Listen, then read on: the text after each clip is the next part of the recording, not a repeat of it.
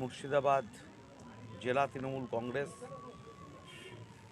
রাজ্যের নির্দেশ মাথায় রেখেই প্রত্যেকটি ব্লক এবং শহরে আজকে সংহতি দিবস পালন হচ্ছে। কারণ আমাদের ঐতিহ্য, আমাদের কৃষ্টি, আমাদের ইতিহাস, আমাদের সংস্কৃতি, আমাদের সংবিধান আমাদের যা শিখিয়েছে তাকে সম্মান জানিয়েই এই সংহতি দিবস পালন হচ্ছে। একইভাবে বহরমপুর টাউন, বহরমপুর ব্লক, দুটো ব্লক মিলিয়ে জেলা তৃণমূল কংগ্রেসের সমস্ত নেতৃত্ব এখানে উপস্থিত আছে। ব্লক সভাপতিরা আছে, টাউন সভাপতি, বিধায়করা, চেয়ারম্যান।